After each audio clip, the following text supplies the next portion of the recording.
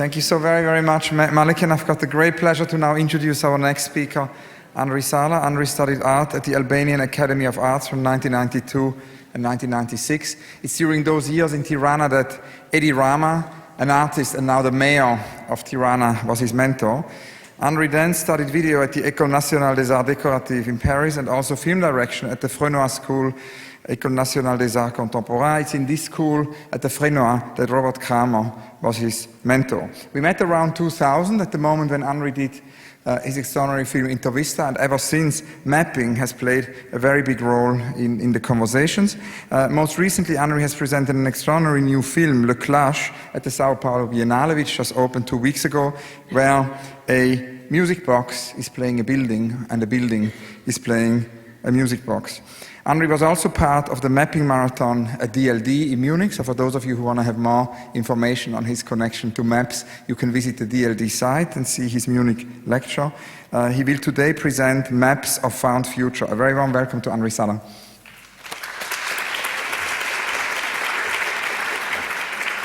Thank you.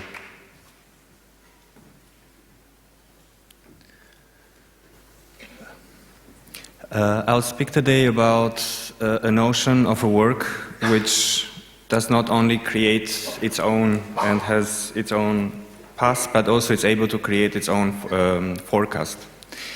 This is based, what we see is forecasts related to a project called When the Lion Roars, which is a composition of feature films that communicate through feeling for temperature.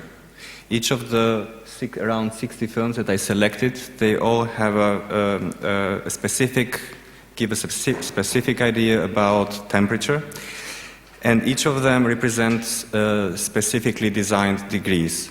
So each of the films would go from -12 degrees to 40 degrees, and this is a forecast in Paris of this project, which is basically a single channel over 24 hours a day, over months, where what is making the program is the weather.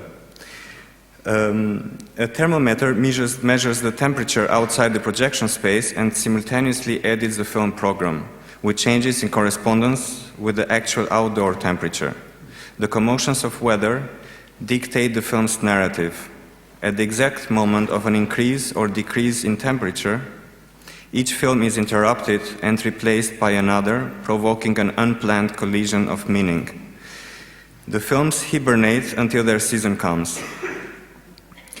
In a way, this project is like playing Chinese whispers to the films, because the moment that there is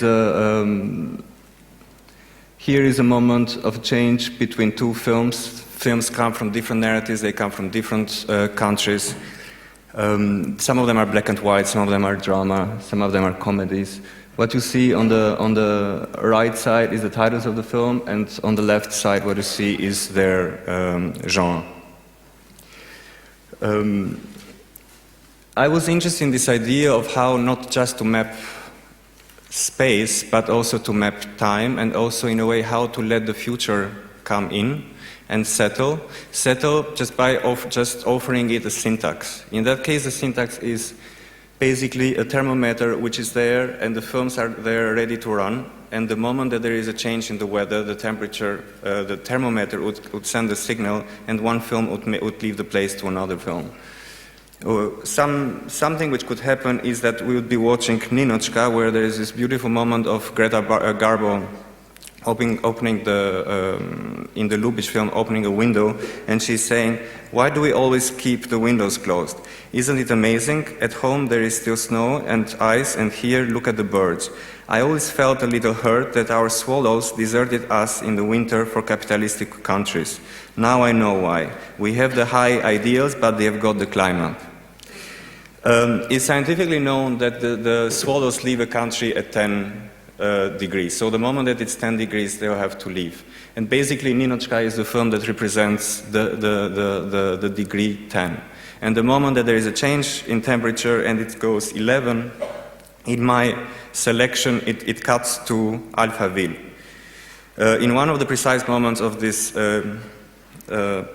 random cuts, it could go at Alphaville saying, sometimes reality is too complex for oral communication, but legend embodies it in a form which enables it to spread all over the world.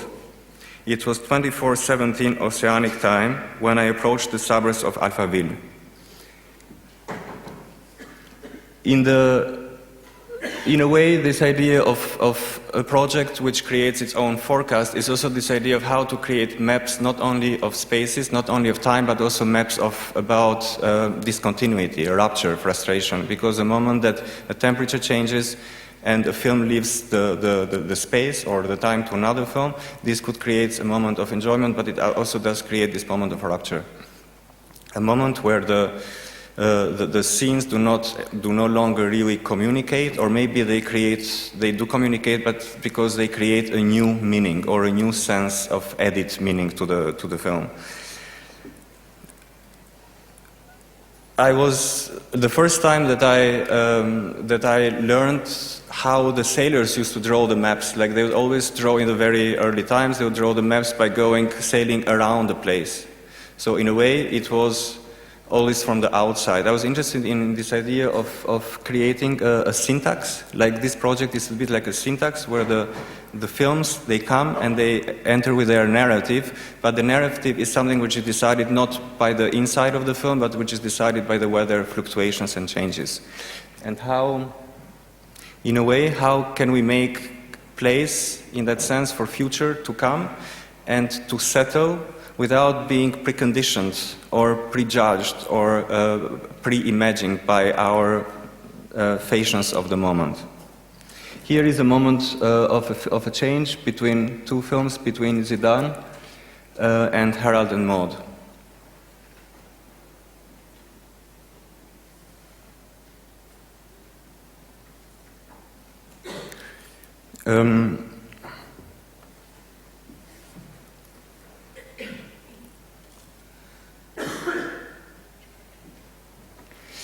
Like I said, this installation is something which goes 24 hours a day, and it's related to the weather in Paris. And all the forecasts that we are seeing are forecasts from 2009. In my idea it's like this idea of mapping a fiction, which is a fiction which is not what one calls the director's cut version, but is a temperature cut version of that continuous.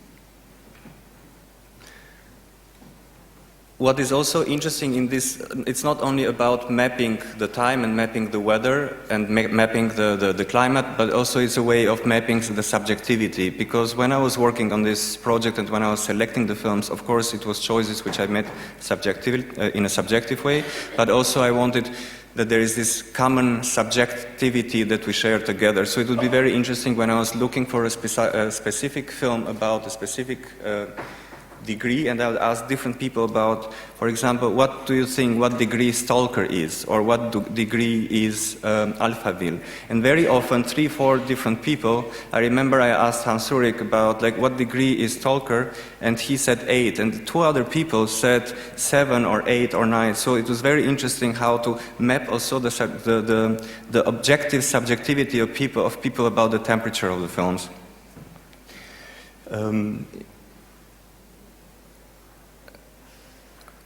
Just other examples of the films is, for example, the Swimmer, which is a film of somebody who's going his way home, which is also in a way telling us about his life, without really telling, but that's the way how he does when he sees his way home. And in that case, it's the temperature of the water is the temperature of a swimming pool, such as it's delivered in the moment when it's ready. That is the temperature that corresponds to the film, such as are other films, like, for example, Blissful Yours of Apichat Pong. It's a film which is all the time happening in the jungle, and I was very much thinking about putting the film like in this kind of temperature that it gives me the feeling that it is, which is something like 33, 34 degrees. And in a conversation with the director, after I told him that I think this is the degree of that film, he said, "Oh, but that's so bad because that degree will never happen in Paris."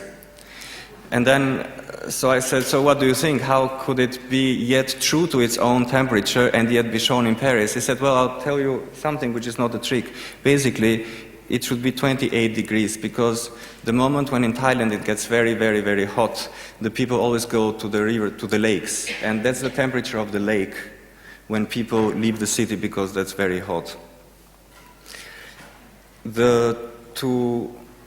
To end in this notion of how it's possible to map a rupture and to map how something from outside comes and frames the drama, how the films and the story of a film is under the influence of weather, and how different ways to approach maps they succeed to each other, and yet they sometimes add to it or contradict the previous approach.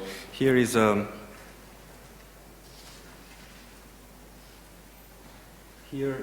another example of rupture from a marathon to another.